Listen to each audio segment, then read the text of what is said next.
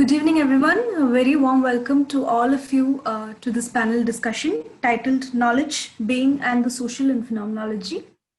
So, as we are all aware, this panel discussion is part of the online course organized by the Consciousness Studies program at the National Institute of Advanced Studies, which was titled Phenomenology and Social Research. It was conceptualized by Dr. Sangeetha Menon at NIAS and Dr. Saurabh Todariya, who has also been the instructor for this course. So today we have a very expert panel who will be talking to us about phenomenology and the various nuances of it. I'm very glad to introduce the speakers. Before I introduce them, I would also like to introduce Dr. Saurabh Todariya, who will be chairing the session today. Dr. Saurabh Todariya has done his PhD from the Center for Philosophy, JNU. He has taught in Delhi University and has worked with the school children in various organizations. Currently, he is exploring the relationship between phenomenology and Kashmir Shaivism in the Consciousness Studies program at NIAS. So we welcome you, sir. And now I would like to welcome all the panelists and introduce them. Firstly, we have Professor Sangeetha Menon, who is the Dean of Humanities and the head of the NIAS Consciousness Studies program. She is a philosopher, psychologist with an educational background in biology, philosophy, and psychology. Dr. Menon is a member of the National Task Force of the Cognitive Science Research Initiative set by the Department of Science and Technology, Government of India. She was nominated by Government of India in 2012 as a council member of the Indian Council of Philosophical Research. Dr. Menon is also an honorary fellow of the School of Humanities of the University of Exeter. So we welcome you, ma'am. And then there is Dr. Koshy, who is a professor and head, Department of Philosophy, Goa University. He is also the Director, International Cooperation and Exchange, Goa University. He has also served IIT Gandhinagar as Associate Professor for Philosophy and the Dean of Student Affairs as the Dean of Student Affairs. Currently, he is a guest professor at IIT Gandhinagar. His research interests are in the area of philosophy of social sciences, phenomenology, and comparative philosophy. Welcome to you too, sir. And then we have Dr. Prasenjit Biswas, who is currently a faculty at the Department of Philosophy at Northeastern Hill University, Nehu, Shillong. He has taught philosophy at IIT Dhanbad, IIT Mumbai, and Guwahati, Assam University, Assam University Silchar before joining Nehu in 2005. His areas of specialization are phenomenology and continental philosophy, philosophy of language, social theory, philosophy of science, and consciousness studies, to name a few. So we are very, very glad to have you also, sir. So without further ado, I welcome Dr. Saurabh Todariya to introduce to us a little bit about the subject and the panel discussion today. So welcome, Saurabh, sir. Thank you, Niharika. Thank you, Meera. Am I audible? Yes, sir. Please go. Yes. Yeah, thanks, Meera. So I welcome you all for today's panel discussion. And in fact, it is both honor and privilege to chair such an esteemed panel, and particularly for me, because all the panelists are someone whose work I look up to whenever me or the people, the youngest scholars who get stuck up in their research. So we always look forward to their works and the suggestions. So I'm sure this is going to be a very exciting session for all of us. And so just to introduce that, what is actually we try to do in this course on the phenomenology and social research. Like as in phenomenology, we say that we cannot access to the lived time except through the narratives. It is only through the narratives we make sense of the lived time. So let me give you the narrative of this course, that what propelled us to conceptualize this course. When Professor Sangeetha Menon and myself, we have conceptualized this course, the main thing was that this is particularly because of a paradox which is existing in the field of the social sciences, especially in the social research. On the one hand, we have whenever a social scientist or social researcher approaches the field, so on the one hand there is the overwhelming data, conflicting narratives, which is baffling for a new researcher. But on the other hand, he has also to adhere to the objective knowledge research methodologies, because after all, his or her job is to produce the knowledge, which is the job of the social sciences. So he cannot go and just write the fictions over there. So he has also commitment toward the knowledge, but on the other hand, there is a overwhelming data and the narrative. So this is a seeming dialectics between the experience on the one hand and the objectivity on the other hand. So how to come out of this conundrum? So this is the basic problem which triggered this code. So in phenomenology, the approach is through the finitude of the human, that humans are something, we have to affirm their finitude, which is located in their embodiment, in their culture, in their historicity, and in relationship with the other. So only through this finitude we access to the world.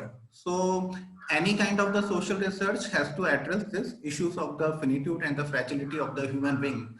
So that is why we thought, okay, in this code, there should be some integrals or the structures we can talk about, like the embodiment, so, embodiment, time, space, culture, historicity, which give us access to the world. And another issue which we have touched in this course is the issue of the other, that how we approach, how we understand the other. So other is something like, in any social research we come across the other, and other is something who has been understood like something we can exhort or understand him or her through the behaviors or the functions which he or she depicts or shows. But the problem is, as the David Chalmers has shown in the hard problem of the consciousness, that we cannot exhort the person through its behavior. There is the hard problem of consciousness, and we cannot like resolve it only through the behaviorism and functionalism. So for phenomenology or the hermeneutics or continental philosophy in general, it becomes the kind of the other becomes a kind of the ethical problem. Other is a kind of a abyss which only the epistemologically we cannot approach. So how to understand the other? This is the this is also the one of the significant area in phenomenology, and I feel that more than the social sciences and philosophy or sciences for that matter, it is the art and the literature who understood this problem very early on, because it is the art and the literature who understand this singularity of the other, the other as an ethical problem more than the epistemological problem. So in this panel discussion, this is just the general framework in which this course has been conceptualized, and this is the basic kind of the framework or in which we have tried to frame up this course. So with these words, I would like to invite, I welcome all the panelists and all of you there. And with these words, I invite Professor Koshy Tharakan. So just to give the brief, already the introduction has been given by Meera. So I will just say that he is one of the early person whose work on the social research and on the alpha tools I have read while doing my PhD research, and he has been always helpful. So we welcome you. Yeah. So please, sir, please welcome. Thank you, Dr. Saurabh. Thank you, everyone. NIAS, Professor Sangeetha, Ms. Meera, and many others. I have been actually walking along with you all during this series of lectures which Dr. Saurabh was delivering. It was a very fantastic opportunity to once again listen to Dr. Saurabh and many others. Now, before I start, let me take a caveat. The climate, the weather in Goa is a bit, unfriendly. It has been raining since afternoon, and now it's a brief respite, but still it's raining continuously. So there could be power fluctuations and maybe a power, outage. So in case of any such eventuality, what I did was I circulated a brief paper, which actually I have abridged from one of my published papers earlier, dealing with the topic which I am touching upon today. So I have requested the organizers that they can circulate to all, because it's already published. So I don't have to worry about its draft or anything. You can circulate. But let me begin with Alfred Schutz, one of the phenomenologically oriented social researcher whom I have great regard for.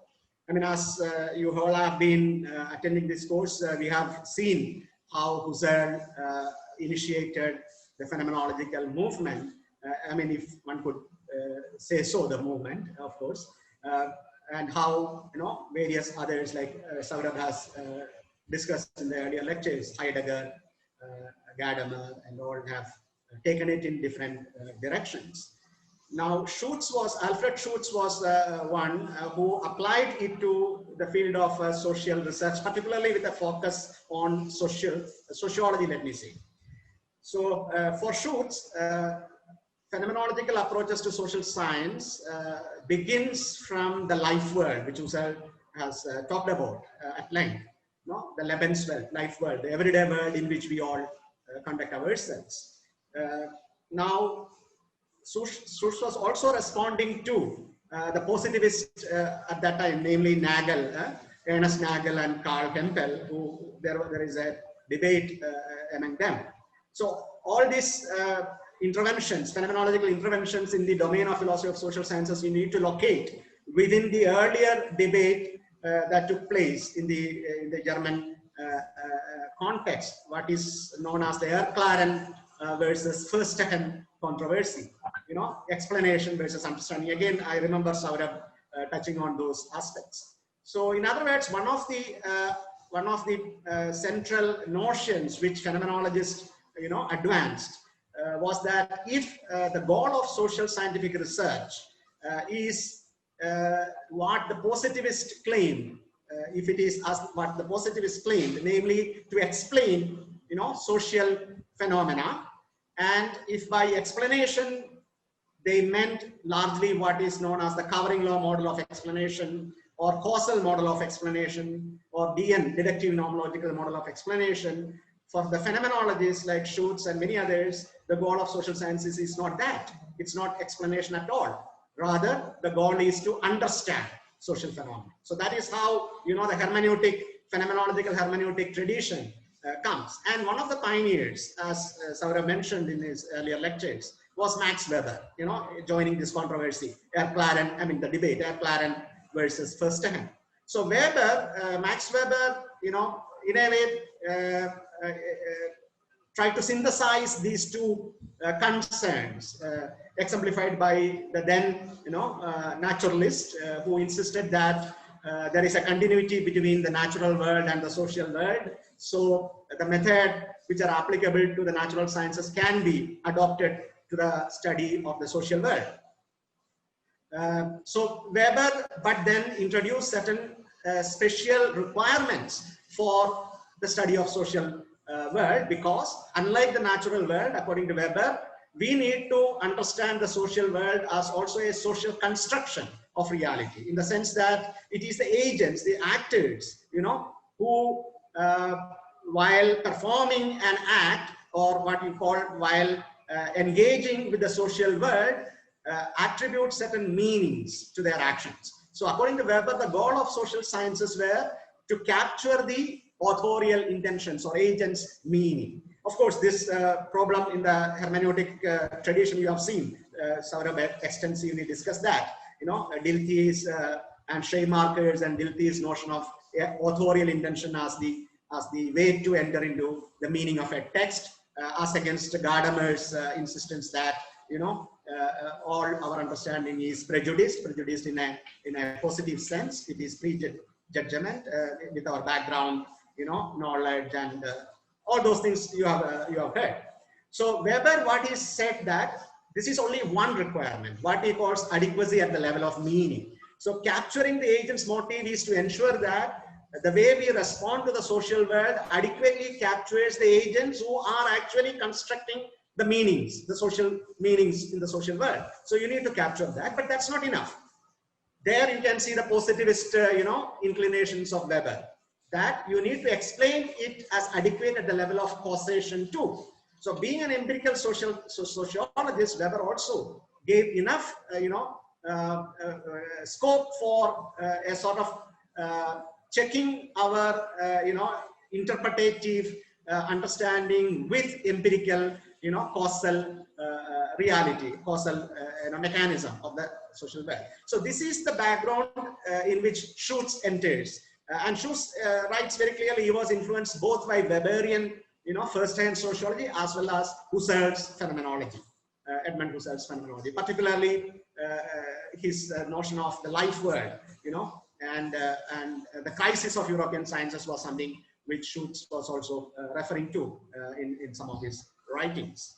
Now, coming to Schutz, according to Schutz, first hand needs to be understood in three different senses, and some of the issues which positivists have against first hand came from a misunderstanding. I mean, Schutz says Nagel particularly.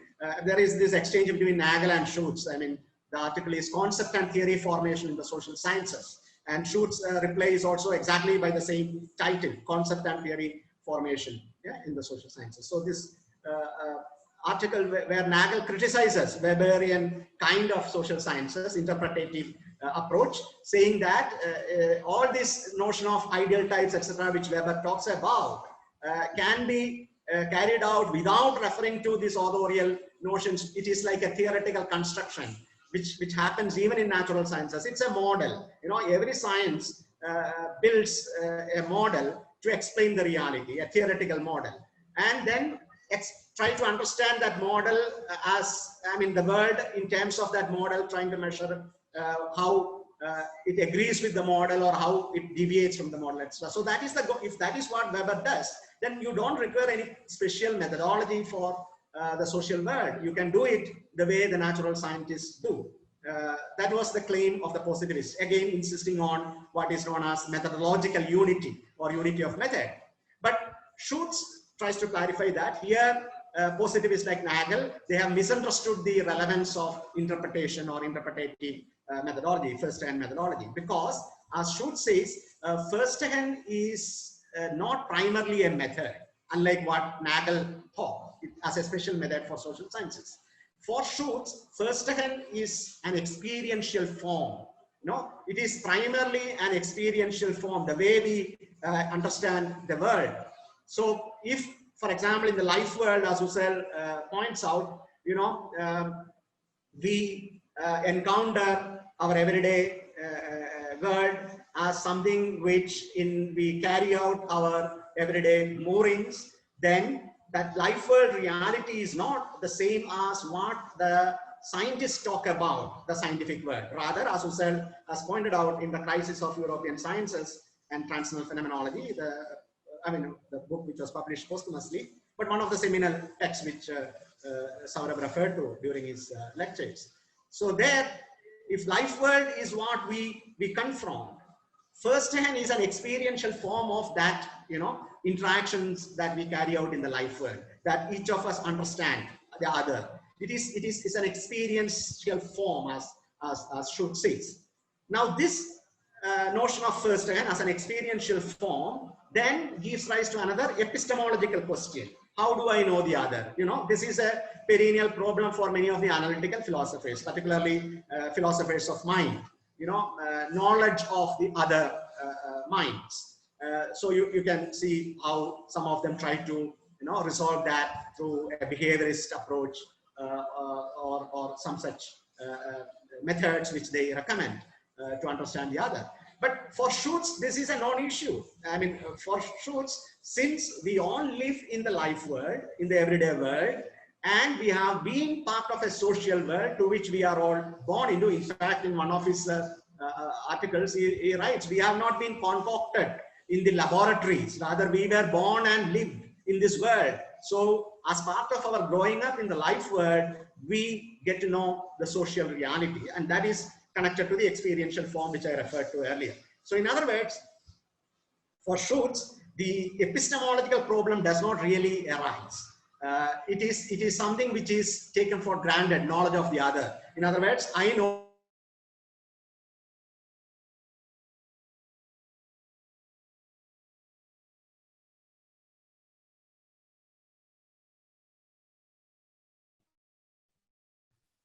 Hello, sir. constitutes a sort of gulf between the self and the other. You know, it is rather something which is negotiated through. I think there is some problem with the internet connectivity, but kindly bear with me. There is some fluctuation I can see. I hope I am audible. Okay. So this is the second level of first hand. First hand as, you know, an epistemological problem which is resolved at the realm of the social world as far as Schutz is concerned. Of course, that doesn't mean the social world is a homogeneous, you know, reality. Even Schutz himself talks about different structures of the life world. You know, you can talk about the world of your contemporaries, the world of your predecessors, the world of successors whom we have never seen yet, the world of ancestors. Again, we have not directly encountered. It's through what we have come to know through various historical records, etc. Even in the world of contemporaries, it's not necessary that all our interactions are of the same type. What Schutz would call a face-to-face interaction, as against something. For example, now we are not, though we see all our images. That's not what Schutz means by a face-to-face, you know, interaction. It's rather the social presence of one with the other. So there are various dimensions of the social world, of course. So moving to the third form of first hand, which Schutz talks about, is actually the methodological understanding, which is used by social scientists as a special device to understand the meanings of agents, etc.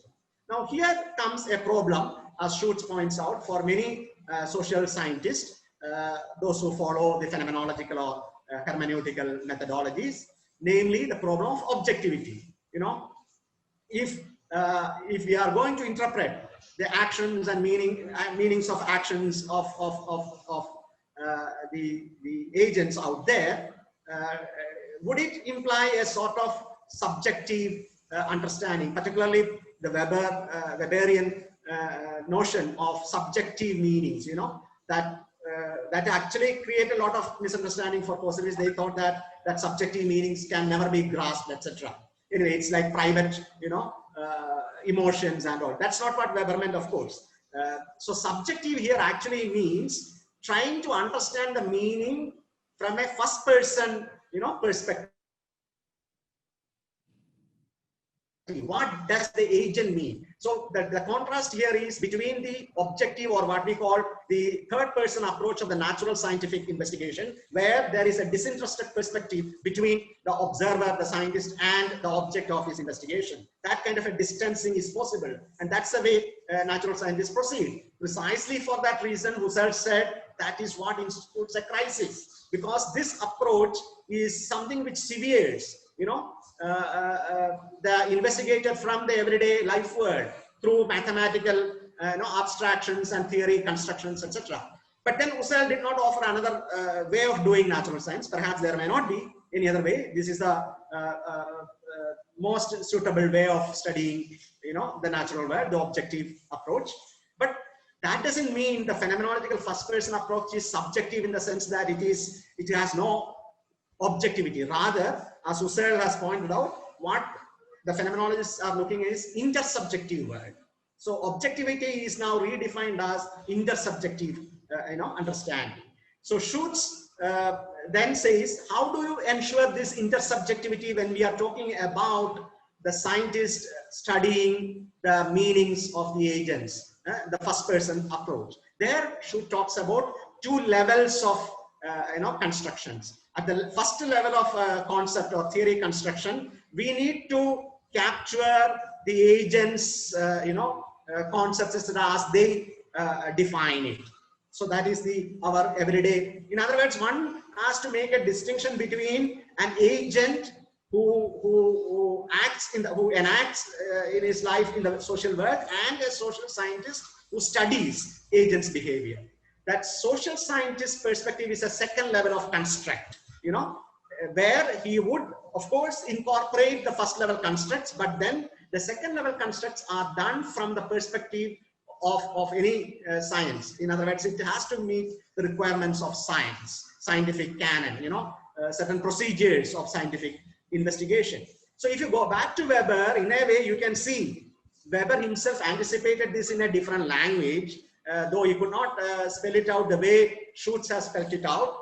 when Weber insisted that we require both an adequacy at the level of meaning, something similar to Schut's, notion of capturing the constructs by the agents, and yet at the same time, the need to check, adequacy at the level of causation, which perhaps what Schutz would say a second level construction, which needs to follow the objective procedures of any scientific investigation. So this is how Schutz responded to the positivist criticism against first-hand, social sciences.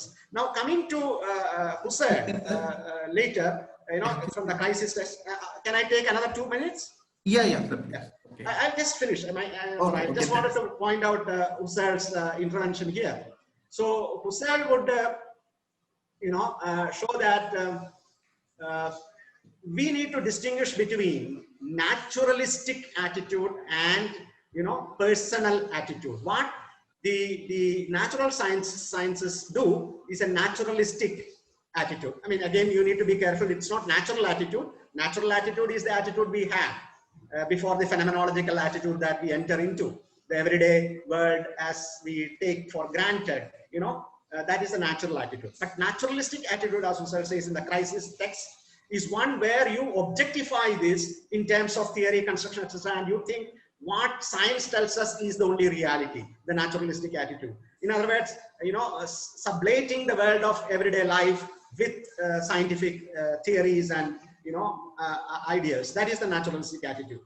It may work perfectly well for a natural science like physics or chemistry or even biological sciences. But when it comes to the human sciences, Husserl says the attitude that we need to adopt is not the naturalistic attitude, but a personalistic attitude, because the goal of human sciences, like the first-hand tradition would say, is to capture the agents, motives, intentions, purposes, goals. In other words, all the first-person characteristics which phenomenologists would honor. So for that, you need to understand, the meanings of our actions, etc., through the phenomenological, methods which Schutz and even Husserl has said about. So in other words, Husserl too endorses that the phenomenological approach cannot agree with the positivists that one unified method, particularly from the perspective of the positivists, would suffice to study the social world. I think I will stop here so that we can enter into discuss after other presentation. My colleague Prasenjit would, I'm sure, would take it further into other post-structuralist discourses. Yes, thank you. Thank you very much, sir. This is such an illuminating talk, and we definitely like to hear you more. And of course, in the Q&A session, we will listen you more. So now I will invite Dr. Prasenjit Biswas, who is an associate professor in Northeast Hill University, Shillong, and he's been extremely fine orator and one of the pioneer of the post-structuralist philosophy in India. So we welcome you, sir. And again, just to remind that the time limit for the presentation is 10 to 12 minutes. So hereafter we will have the more during Q&A session, we will have the more opportunity to discuss. So we welcome you, sir. Yes, I'm very much grateful for inviting me to such an illuminating discussion. Can you hear me, Saurabh? Yeah. Yeah, we can. Okay. I thank very much Professor Koshy, my friend and my preceding speaker, to really set the ball rolling and to bring to you the core issues of understanding social sciences in a phenomenological way, or by following the core phenomenological thinkers such as Alfred Schutz or Husserl. Okay. And more or less he covered a wide area by bringing into question the idea of understanding. And also he threw up a notion of other, which seems to be a major issue in understanding social sciences. In a sense, if I remember Peter Winch's very, very classic definition of social sciences, Peter Winch had talked about understanding of the other as the main task of social sciences. So the question is, who is the other? Can we understand the other at all? How to understand the other is the most important question in social sciences. if we can decode this question in clear phenomenological terms, then we know that we have made some steps towards understanding or understanding the process of understanding in social sciences. So therefore, we have to take some very cautious steps in understanding the other without reducing the specificity of the other into what we consider as our own. The other has to exist as another, as someone or as a collective or as a being who is radically different. So other has to be radically different, and this difference should be ethically irreducible to my own categorization, my own schematization, or my own conceptualization of who the other is. So my own understanding of the other and the difference with the other, will have a certain kind of an aporetic gap between it. The way I understand the other may not be the same the way I understand the other. And what the other is may not be entirely capturable, may not be entirely recoverable or retrievable in my own ways of understanding or in my own self-understanding. Now, in this, there is a kind of a debate in social sciences. Let me pose this debate. On the one hand, there is Gadamer and Habermas, who would be saying that we can expand the horizons of self-understanding to capture the other. And in a sense, the difference between me and the other could be brought under our understanding of the other. The fact that we understand the difference, that would lead us to understanding of the other. And Gadamer, in a very flourishing way, in his Truth and Method, has talked about a fusion of horizons between my horizon and the horizon of the other in terms of shared values, practices, and shared ways of constituting meanings. That the meanings that are there between me and the other are shared between me and the other. And because we share the same meanings, similar meanings, including differences of meanings, therefore we can understand the other and the meanings that are produced or co-produced between me and the other. So we have a possibility of shared meanings by way of meeting of horizons between me and the other. This is what Gadamer would be arguing for. Now, Habermas would be arguing for something slightly different. He would say that the validity of the claims of mine, of knowing the other, and the validity of the claims of other as different from me, both have to be adjudicated in terms of certain context transcending principles.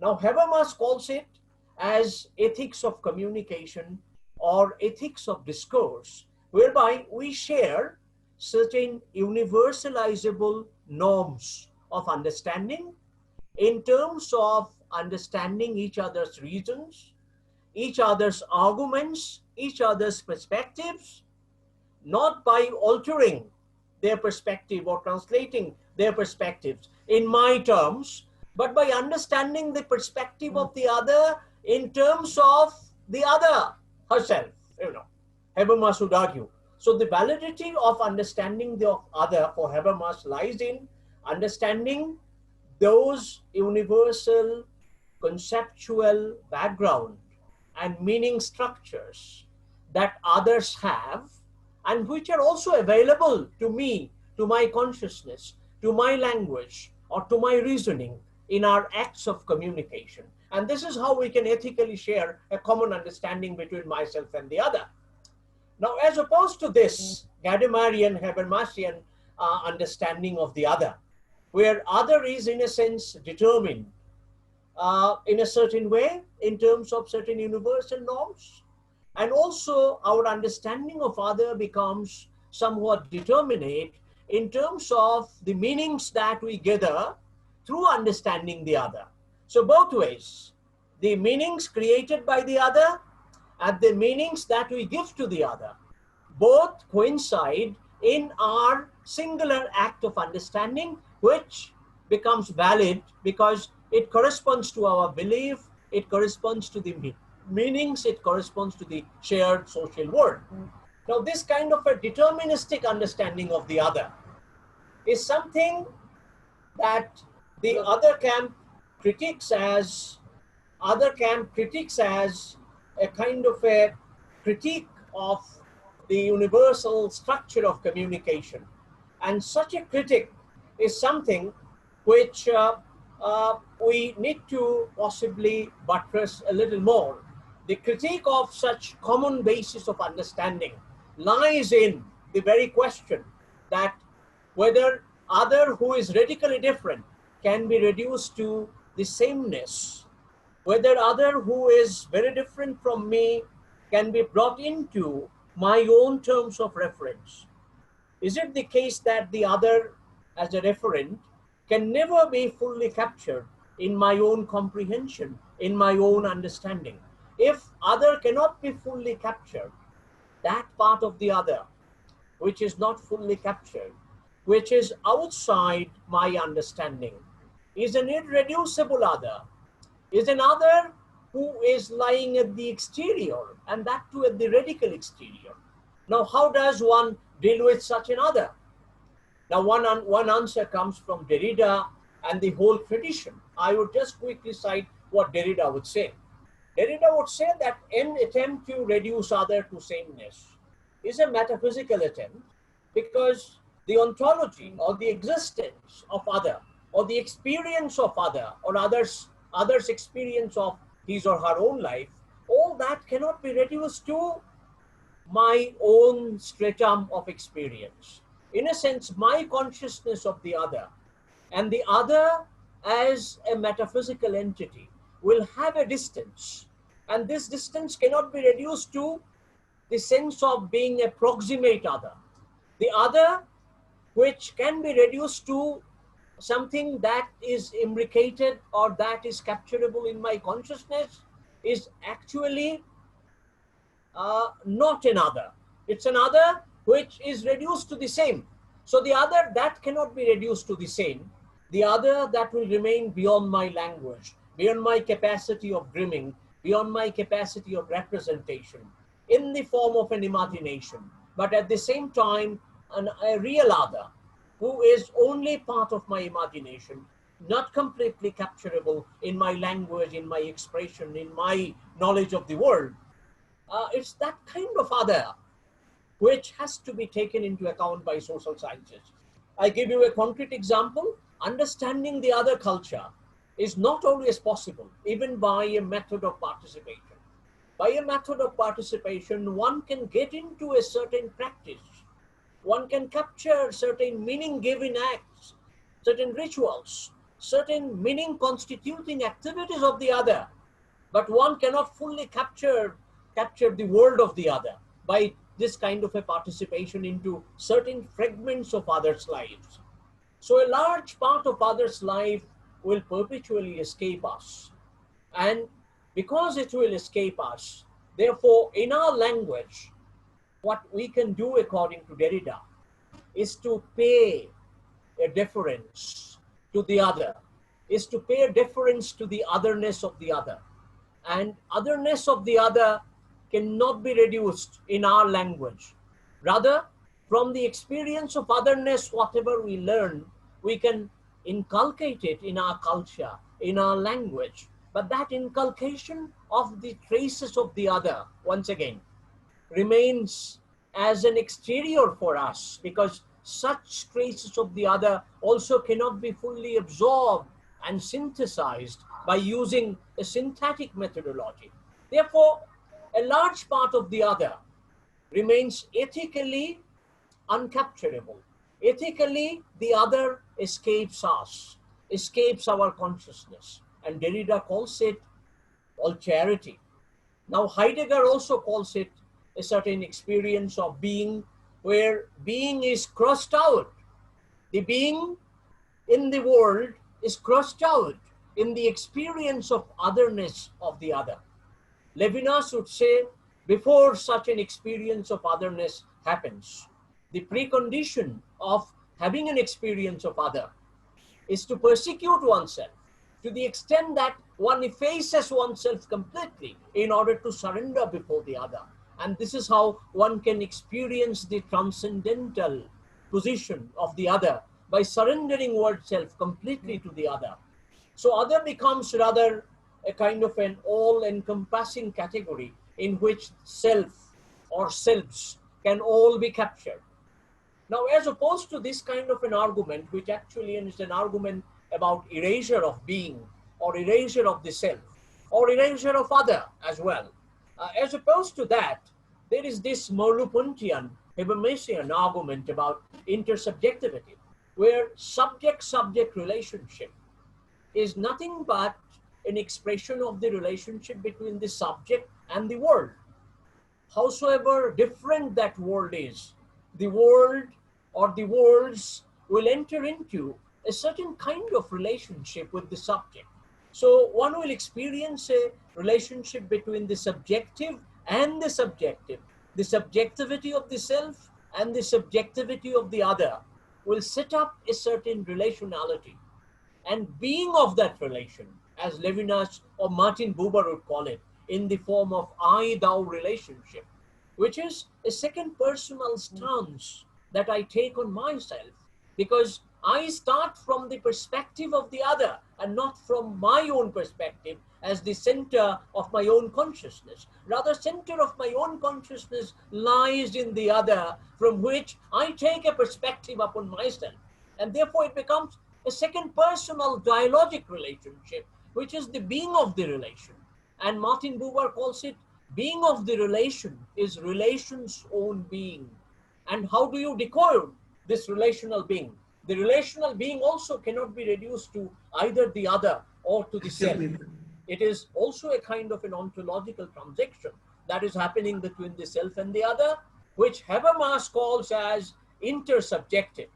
Now, intersubjectivity is the boundaries of the self and the other, and you experience a certain sense of intersubjectivity in the social world. Yeah, anything, Saurabh? Yeah, am I crossing my time? Yeah, sir. Just okay. Just one more sentence. I end up by saying this.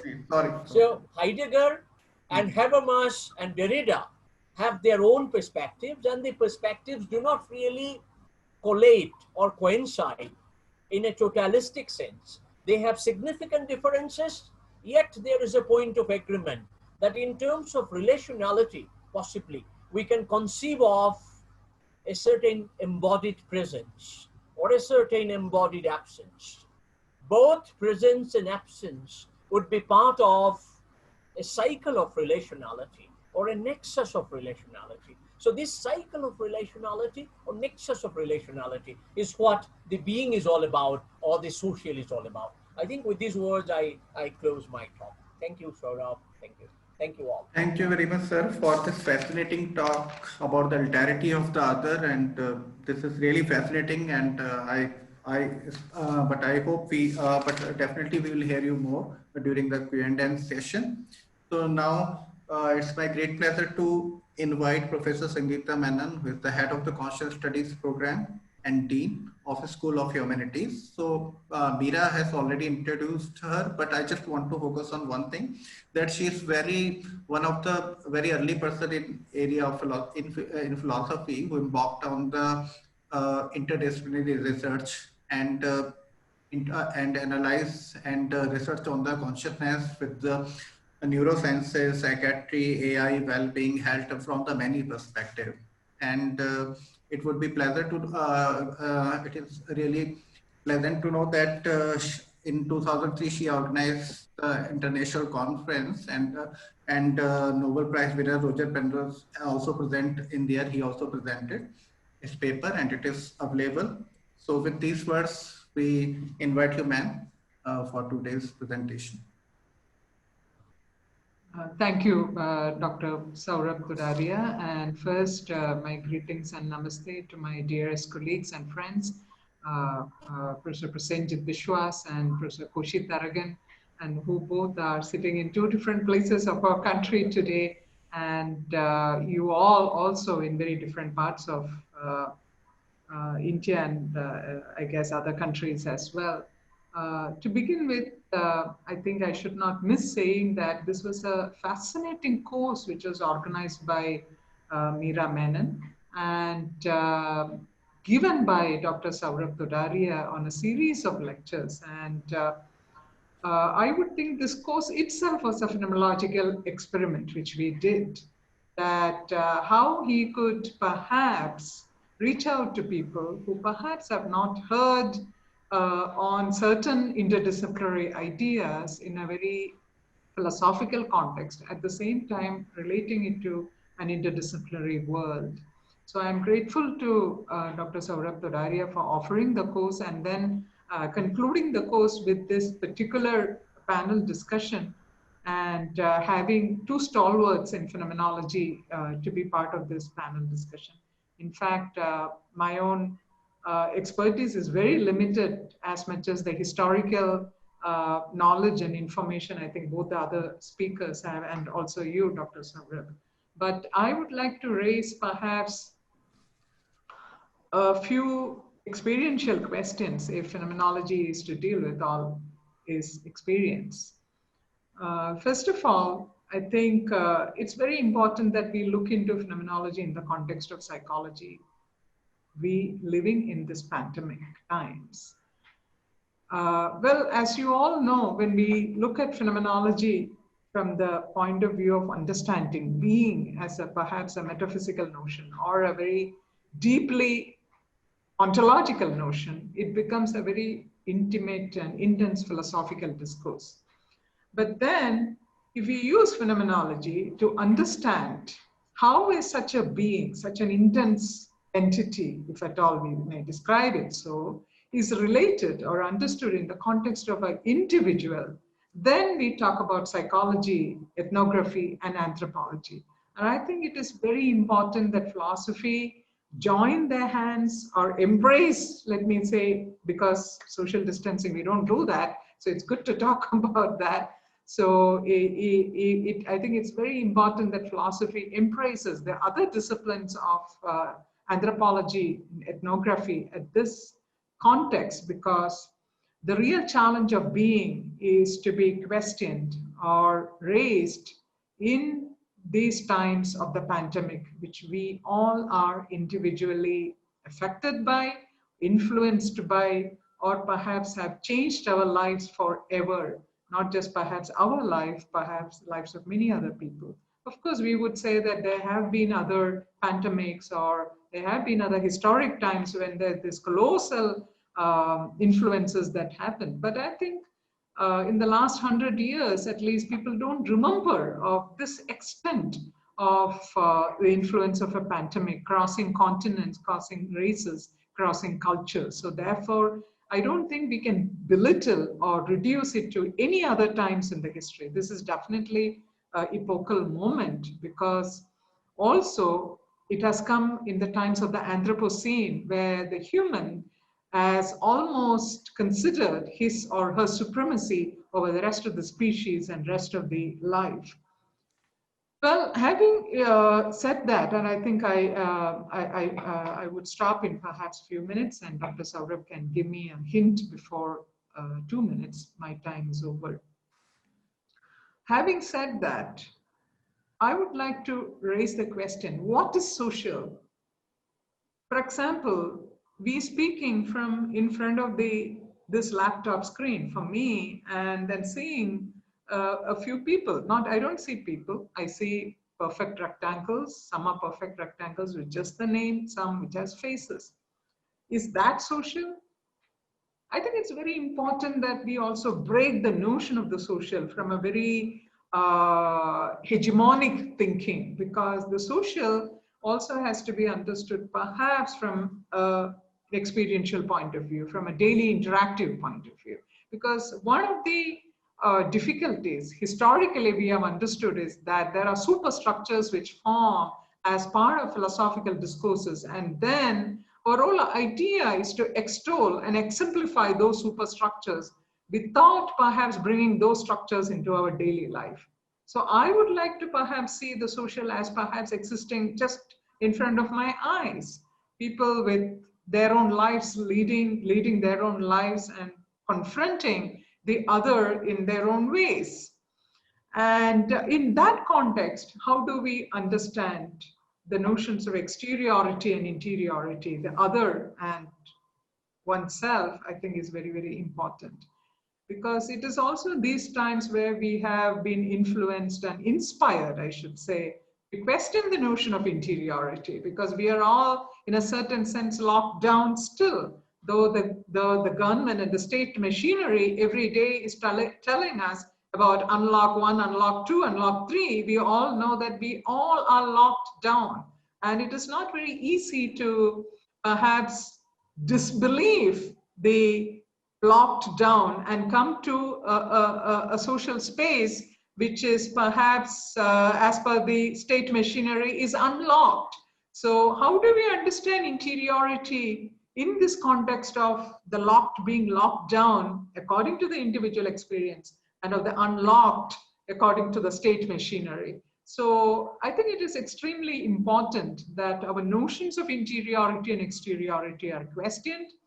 And also, and I think as Dr. Koshy Tharakan was talking briefly about the distinction between of the naturalistic and the personalistic stance, how do we understand science and scientific process, perhaps in a psychological context or in a personal context? Because again, I think many rivers have flown since we have thought science as a very monolithic entity. Today, we know that science is not a monolithic entity, and the more you believe, you practice science as a monolithic entity, you see the results, you see perhaps the undesirable results, or perhaps the shocks and surprises one would have as a practitioner, as well as perhaps one who would be forced to perhaps experience some of the science and technologies which come out. So science itself has changed its nature, its definition. Because again, we know that the whole force of interdisciplinarity has brought in the equal importance of other disciplines which contextualizes perhaps a primary discipline. Then how do we distinguish between the periphery and the core? Or is that division of the core and periphery itself part of a hegemonic thinking, perhaps a historic thinking? Perhaps we have to think about being the collective, perhaps not in the usual binary of the core and the periphery, but perhaps we have to bring in new structures, new epistemic and new epistemic structures and new cognitive understanding of how we understand science itself in the context of living. So I think my time perhaps is ending. You have to give me, show me 2 minutes more so that I can conclude. Well, I think Professor Prasenjit, as usual, in a very fascinating manner, he described about the other. And I'm almost inspired to ask him, what is the other? Is the other residing in me? Is the other residing in the other? If the other is residing in the other, even my understanding of the other has started with an othering process. So I can't understand the other perhaps by distinguishing me from the other, because the whole challenge of the other is that you see something else which is perhaps separated from you, or perhaps which is giving a definition for you by making yourself as a center. So any binary, I would think, has its own difficulty. And but then from such a perspective, can we say that in our discussions like this, and perhaps what is happening in the current times, how are we trying to reclaim the lost self? Or is the self lost forever? Or is that a thought perhaps which is misplaced? So I think it's very important to ask, have we lost ourselves? And if we have lost ourselves, is it at all possible to reclaim ourselves? So it's very interesting, I think, to also look at the notion of the personal self in this context, in the context of a living which is in the lockdown times. And I think this epidemic perhaps has provided the best time for the philosophers, I would think, because philosophy is about not just talking about notions of exteriority and interiority. It is living and practicing these notions. And what other time can we get other than these pandemic times to daily go through it psychologically as well? And why I repeat the psychological importance of this situation which is created by the pandemic, as you all know, the mental health support which is daily needed by people today is much, much more than perhaps 6 months before. And in a country like India, where mental health is always seen as in a relegatory position, it is even difficult to understand how much forward we have to go and how much forward we have to perhaps explore how to reclaim the self which we have lost, or how to reclaim the self which we are incrementally losing. And in case we are incrementally losing the self, what is the notion of the self which we are talking about? Thank you, Dr. Saurabh. Thank you, ma'am. Thanks a lot. So yeah, so with this, so thank you, ma'am, for a fascinating talk, and it has really opened up the new gamuts, and hopefully we'll take up the, more questions on this during Q&A session. So just as a, I just would like to just like to ask some few questions, and just to share my observation on the fascinating presentations I have heard. So so we started with Professor Koshy, and Professor Koshy has remarkably captured the notion of social understanding in alpha shows. And as he has mentioned that for the phenomenology, and especially for Alfred shows, and I think also in Heidegger also, that other is not the problem, because that is our very being of the world, because other is the part of myself. So as so this solipsism is a false problem for a phenomenologist. And as Wittgenstein would say that this solipsism, and whether the other exists or not, it is kind of the language goes on the holiday. So, but with it, Professor Prasenjit has built another narrative for the other, in which he has problematized that other cannot be understood in the way, in the fashion of behaviorism, or in the Gadamerian fashion, where we need a context in which we understand the other, or like a Habermasian position, where there is a more, he works in the conscious regulative idea, that there is a transcending of the context in which we derive some universal principles like communicative ethics, and we understand the other. He comes up with the idea of which is in the which is in Derrida and in especially in Levinas, the other as an alterity, that which is something which always interrupts me. At Derrida, I remember at one place, the time of the other is something which always is the time which cannot be predicted. Is the future which one is the predictable future, I can always predict, but another future which comes as in the event, like a messiah, which we call as the messianic time, which totally hollow me out. So because I cannot understand the other, so other becomes, so only way I can respond to other is ethically, by becoming as he says, the paying deference to the other. And Professor Sangeetha Menon, this was a fascinating discussion, and also contextualize the phenomenology, because this is that how do we interpret this inputs and the structures of phenomenology with relation to the psychology, mental health, and all that.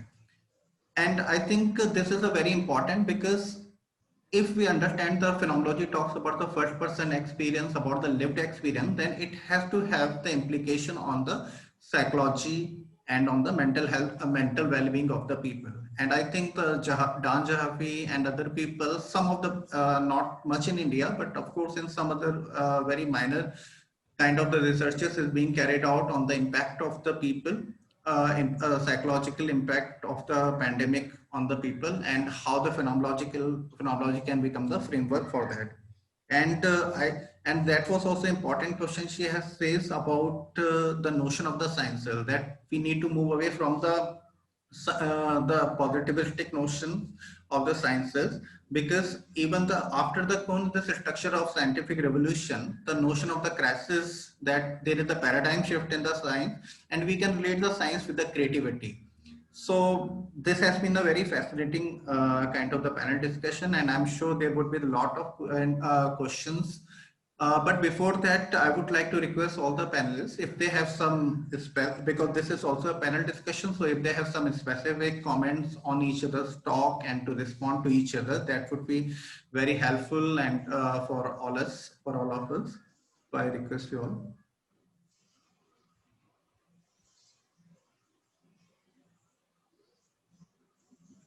Yeah, if I may, Yeah, please. Sure, Dr. Saurabh.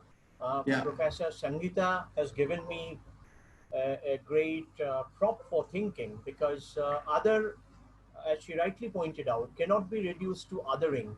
My difference with the other, in terms of an initial othering, actually creates an insurmountable difference between me and the other. And we cannot provide care in that kind of a situation. That's a real problem. And there's no way that we can immediately resolve this problem.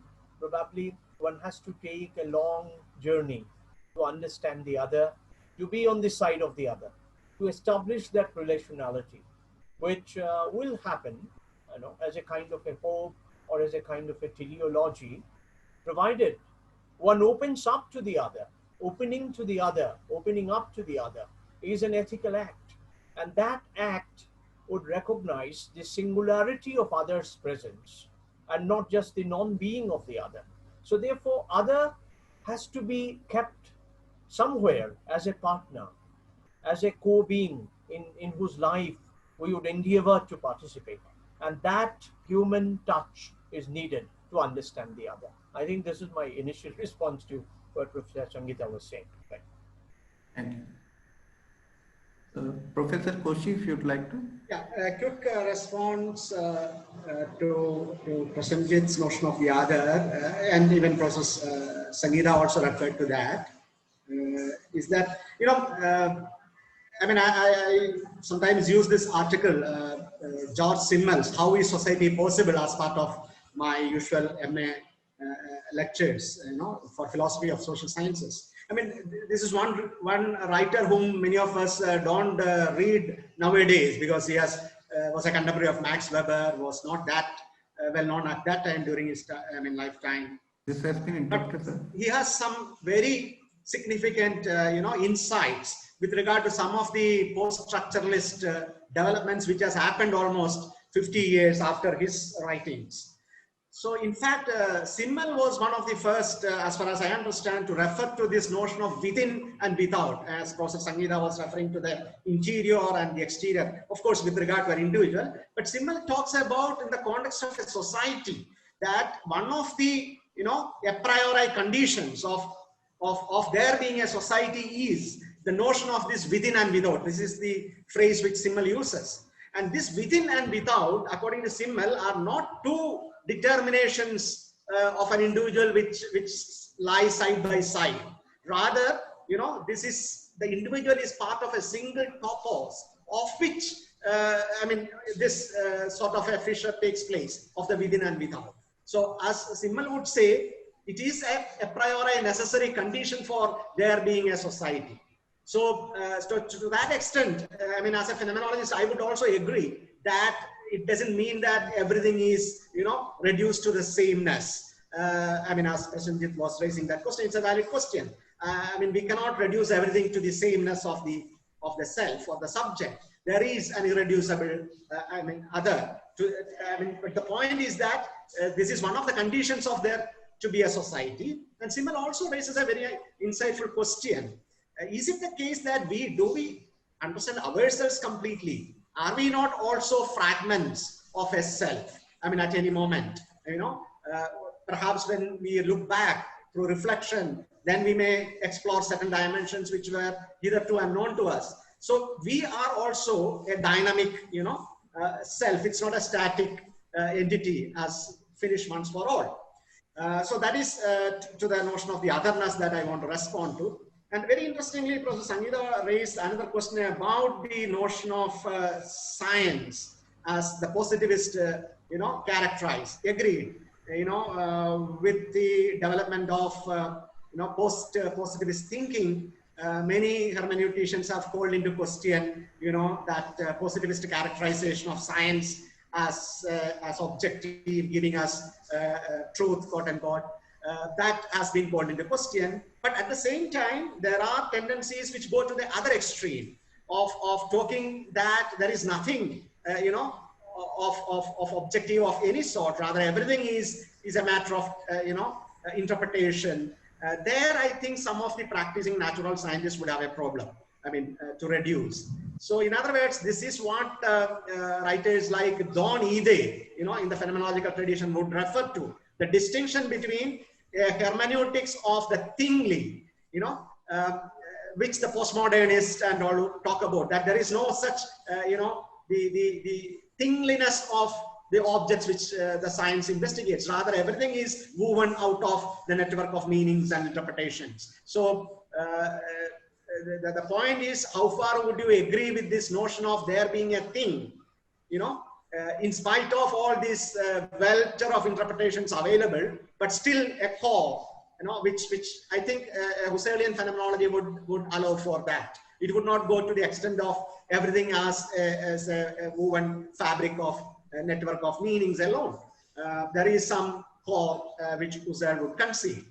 But at the same time, one might come up with the kind of deconstruction stance which again Prasenjit brought, the notion of a periphery and a core. Of course, certain things which we relegate to the periphery, we need to, realign, and that's the task which I think, particularly for the social scientist, the marginalized and the elite, all these needs to be reworked. I mean, that's my response in mission. Thank you. Thank you, sir. Ma'am, would you like to add some comments or we move over to Q&A session? What you? Yeah, I think, thank you, Dr. Saurabh. We'll move on to the Q&A session, and there perhaps as it needed, I can respond. Sure. So, yeah, so with this, we start our Q&A session, and I request our course coordinator, Meera, to moderate the session. May I request you, Meera? Thank you, sir. So may I also request all of you, since it's an interactive session, to switch on your cameras if it is possible. And we will start by taking questions of those of you who are here.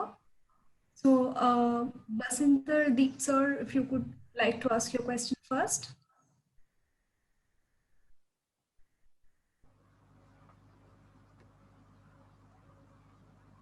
So could you unmute yourself? So could you unmute yourself, please?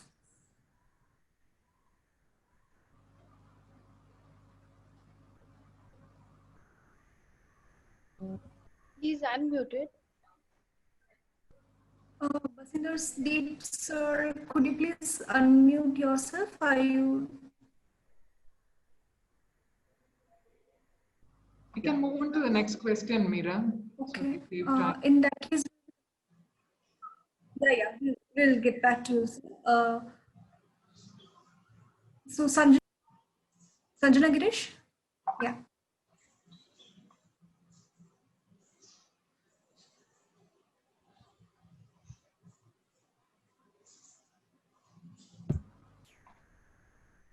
Hi. Hello.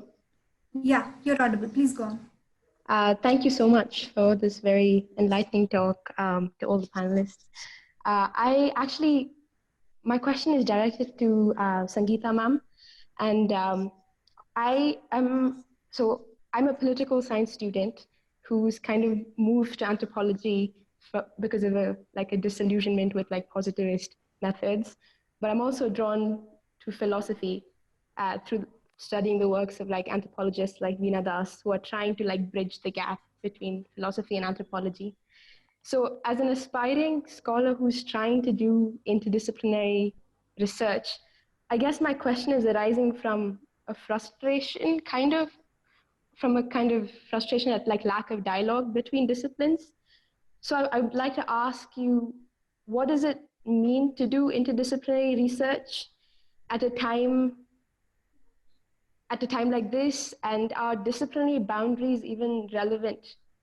And how do you proceed with interdisciplinary research while still trying to root yourself in a discipline and branch out? Like, how do you kind of resolve the tensions there?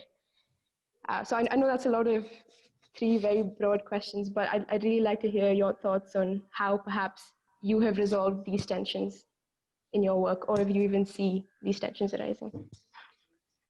Yeah, Thank you. Thank you, Sanjana Girish, for that question. I'll make a brief response since our time is limited, but please do message me if we have to talk more, and which I'll be happy to. Well, primarily, I think to do interdisciplinary work is to give more importance for your mind as a researcher than the discipline. So the major challenge, I think, when we get stuck with the discipline is that we try to ask questions the discipline asks. But when we do the interdisciplinary work, we ask questions not what the discipline asks, but what the researcher asks. And I think that is very, very important. So primarily, I would think interdisciplinary work is to be open-minded and not to influence your questions based on the limits of a discipline, but perhaps the possibilities of other perspectives coming and adding to your questions so that your questions get more rich, more inclusive, and also perhaps include those concepts which we cannot perhaps restrict only to one discipline. Thank you, ma'am. And thank you, Sanjana. We'll take Narasimha Murthy's question now. Like, my question is to Sangeetha ma'am. Like, why do we always speak about like losing of self or worry more about the other? So like, because like this is not the first time I hear, like usually, you know, like a lot of people, even my professors, they're talking about, you know, losing of self, but I don't think so, because like nowadays, you know, people are individuals and they realize their importance. There is no pressure, like social or cultural. So why is that, you know, the taboo of, you know, losing of self, you know? I thought like it's maybe a vague question, but I thought, you know, it is my question. Thank you, ma'am. Thank you, Mr. Narasimha Murthy, for raising that question. Well, losing the self is actually gaining the self, because it's very important to ask the question, are we losing the self, in order to understand how much we have gained. And if we have gained a self, that means we have lost it at some point. So it is actually a little bit of a twister of the mind. Can you gain a self which you have lost in the past? In which case the loss of such a self is possible in the future too.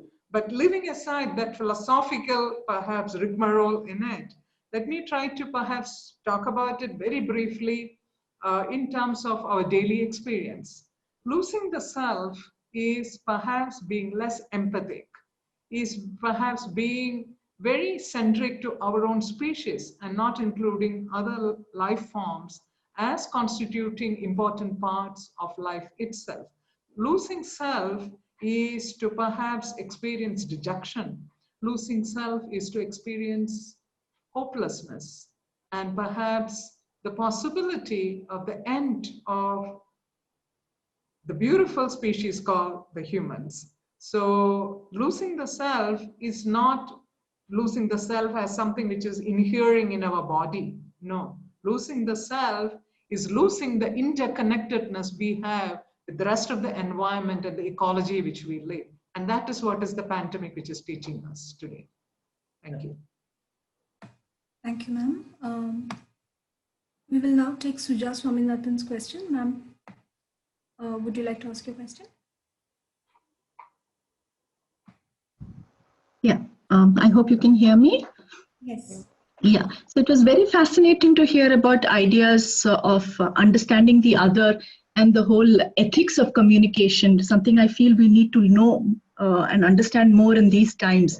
So I have this interest in transpersonal psychology, and So I was very keen to know if phenomenology addresses the question of an egoic self that is necessary. I speak of ego from a very positive point of view, that is required to protect itself from annihilation, that can, allow, that can stop breach of boundaries, whether it's personal or psychic, as well as, the transcendental self, which can locate the other within oneself and can hold space for that which is unknowable. Does phenomenology enter that zone of finding the sweet spot between the two?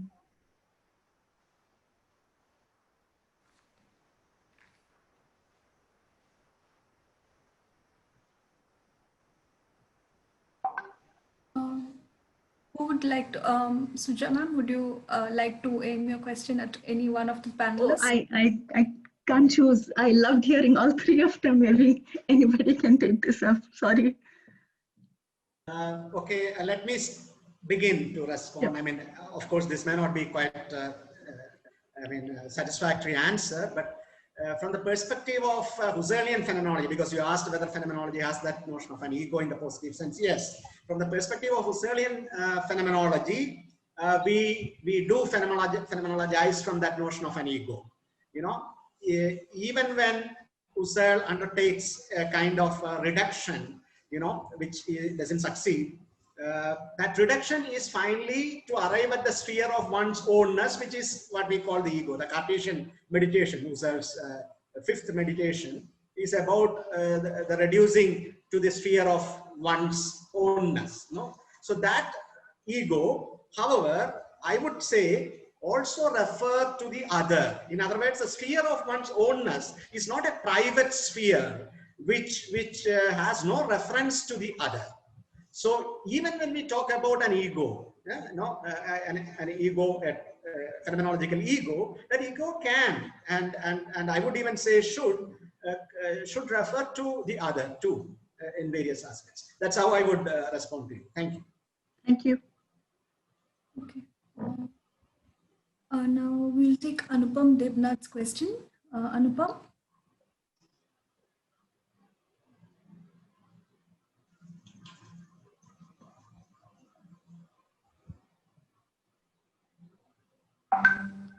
Okay, I should just read the question in that case. What does Meena mean when she says that the self must be seen as simultaneously the self, the non-self, or the other?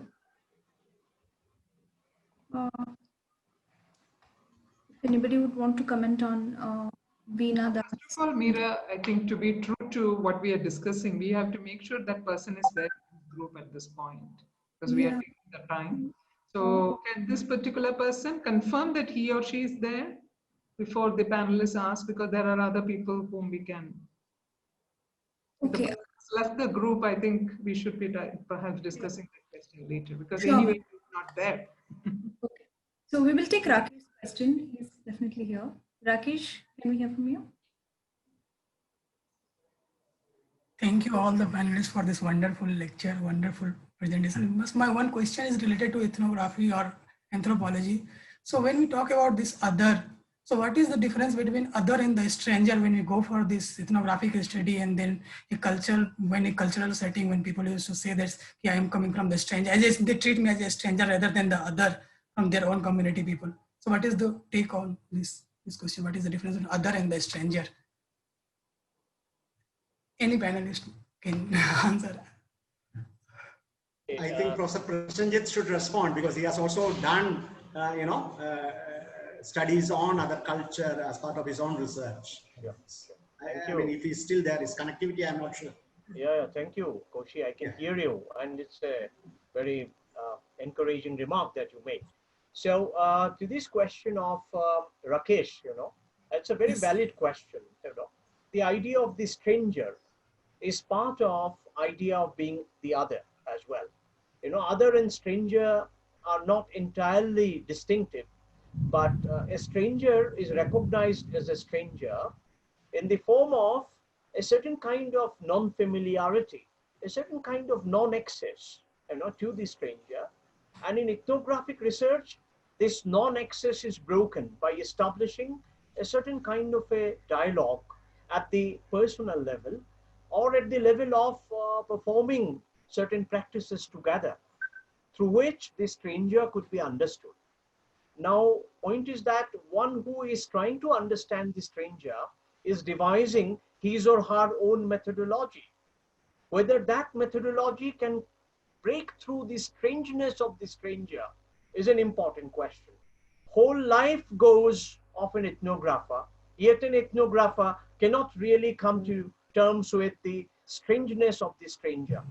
But in philosophy, we talk about a certain kind of an unreserved hospitality to the other in terms of accepting, recognizing, respecting, and reciprocating to the ideas, to the notions, to the languages, to the expressions, to the very being of that stranger. We accept, we open up to that kind of strangeness. And this is where the love of knowledge lies, if one can open up to the strangeness of the stranger. So therefore, ethnographically and philosophically, one has to take part in the life of the stranger. One has to transport oneself in the shoes of a stranger.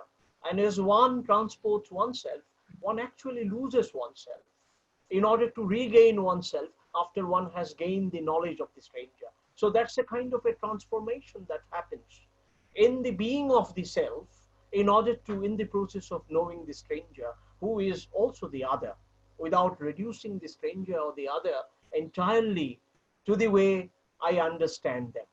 Yeah.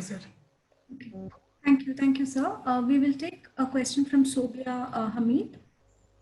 May I also request you to please keep it brief, Sobia? Hi everyone, thank you so much for such a wonderful session. It was very useful when it comes to my own research. So I have a comment and a question. So one of the comments that I had was, I think, when we talk about the problems of otherness and others in social sciences, the only ethical position for me becomes, to do like autoethnography. That is one of the pedagogical ways forward. Because in autoethnography, you are working on your own self and you understand your own self. So that was one of the comments. And the other question that I have is, I understand like theoretically what are the different positions of people on phenomenology, but when it comes to my own research, I don't know how to execute it, how to use phenomenology as a methodology. So I am trying to broadly understand the interaction of religious spaces with the people who frequent these religious spaces. And I thought like phenomenology, if you read it in theory, that could be one of the ways to do it. But I'm really struck on how to really, what do I do? Like when I go and ask my respondents, like what would phenomenology, help me with? Like what would it mean to do a phenomenological research in this way? Thank you so much. And if you could suggest some readings, please. Thank you. Anyone can respond to this question. Thank you so much.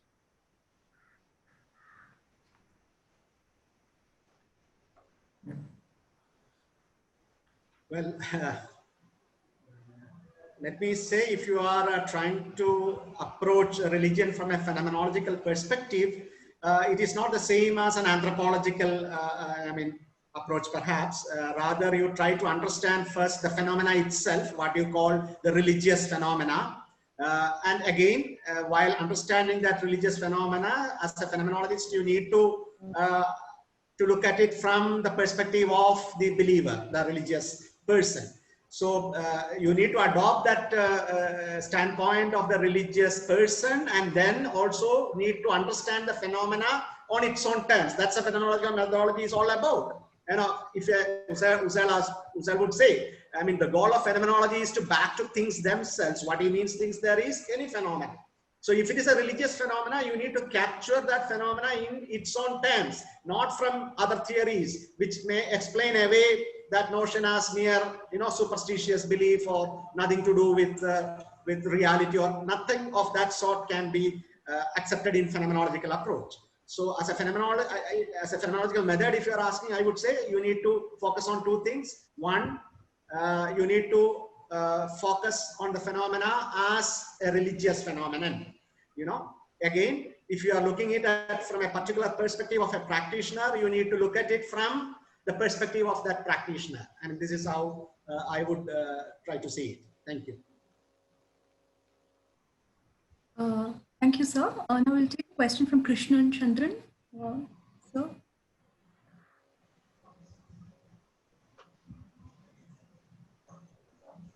Yes. Hello, can you hear me? Yeah. We can. The question is to Professor Dr. Sangeetha Menon. So I'm a VR researcher. I'm working with social VR, embodiment, and self-representation. You just mentioned about the loss of self, keeping the pandemic in mind. So could you please comment on technology like VR? So these kind of technologies' role in sort of compensate for this loss of self. Also, I'd like your comment. Is there any particular direction that my research or our kind of research could take, especially keeping the pandemic in mind? Yeah. Thank you, Krishna and Chandran, for that very fascinating question. And to begin with, please be in touch with me so that we can discuss more, because at this point we will have only perhaps 2 minutes to talk about your question. But please do message me or email me to discuss further. Well, there is this notion that technology has separated one from himself or herself, right? That is the so-called mainstream view. Even today, continuing that technology takes away the self, technology takes away all that which perhaps what we all possess as a human being and what we call as the warm feelings of the reaching out to people and being in touch. So, and the last word meant by what it means itself. So it's fascinating that in the pandemic time to look at how technology has brought in people together. For example, I mean, this particular meeting itself, let us say, how much effective it would have been if we had perhaps organized in the real space at NIAS. Of course, there are a lot of advantages of doing it, but then there is something else. I just made that simple example, but I'm a firm believer in the warm feelings, the warmth that technology can bring in to a cold society which has lost itself because of its obsession with certain notions as counterproductive to being human, and this technology being the very first. But how we do that and what are the role, I think a fascinating discussion can be possible, which I wouldn't go into that now, but I definitely would like to talk with you about that. But at this point, I think it is important to think that technology is perhaps to be seen as something with the human space and not always with the space of Sophia or the alien or one of those heroes of the OS or the other movie I'm forgetting. I'm sorry, I am not able to remember. So I think we need to bring in other characters for the face of technology and not perhaps the so-called characters which we have seen in movies as being against technology. And definitely I would think The Bicentennial Man is one of the most fascinating movie, which has, even at those times, perhaps I think it came about maybe at least more than 15 years back. It basically tells how technology makes an android to a perfect human being with all the perfection embedded in him, including his will to die at the point when he decides to live. Thank you for asking me, and sorry for that long answer. Yeah, thank you so much for that answer. Thank you so much. Thank you, ma'am and Krishnan.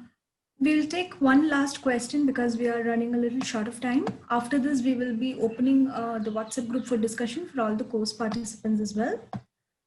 So we will just take Vinod C. Durge's question. So if you could please ask it.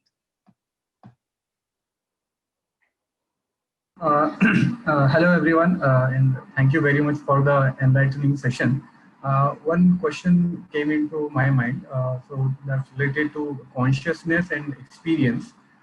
So is it like, we could be conscious about something, but like the outside or the other experience that we have, through that our consciousness further expand and it grows.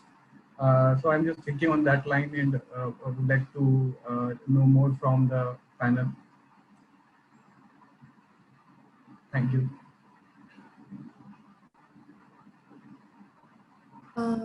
Anybody who would wish to take this question from the panelists? Yes, if I may take this question, because I read it in the written form as Mr. Binod had written it also. And one very important part of the question is that whether, experience can go beyond consciousness. That's one important question that he raised. And to my mind, there could be experiences which are out of body experiences, as it is famously understood in cognitive science. There could be experiences which are as if experiences of someone else, but it becomes part of my experience. So therefore, you can see that there is a certain kind of a relationality in our world of experience, where there could be plural subjects and not singular subjects. So what seems to be singular as experience is actually plural, and what seems to be plural, doesn't accommodate something that is singularly mine. So there is this kind of a transition, this kind of a transverse movement of experience, and this movement is in terms of a conscious act of intentionality. There is an intentional act of moving beyond what consciousness brings as my consciousness, and this is how experience could take you beyond your consciousness. But when it takes you beyond your consciousness, there is also a bouncing back to consciousness. There is a rebounding effect on consciousness, and that rebounding effect on consciousness is what makes us capable of understanding an experience which is beyond my consciousness or beyond someone's consciousness. Mr. Binod, I think I stop here. Yeah. Okay. Thank you, Prasenjit sir. Now, would Dr. Saurabh like to make any other comments? No, not specific. I say this is a very fascinating kind of the discussion, and we wish we have more, but I am sure there could be more occasions to have these kind of the events in the future. We will have the discussion on all these things. So thank you very much for all the panelists. Thank you, sir.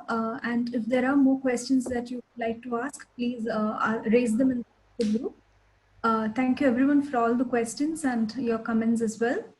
And I would like to thank all of you all on behalf of Team CSP. It is extremely important that I begin with thanking Dr. Saurabh Todariya for all the lectures that he has given in this session. It has been extremely insightful and helpful.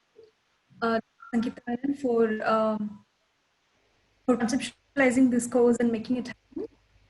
Also, much thanks from Team CSP to Prasenjit sir and Koshy sir for being here with this panel. And all of you all who has been consistently here throughout the course and enjoying it and coming up with all the readings and so many questions. Must also thank Niharika for always being with us and giving us the technical support needed. Also Abhishek and Ashwini, who has been helping us to make this happen. So thank you everyone once again on behalf of Team CSP. It was great to have all of you here. Thank you. Bye.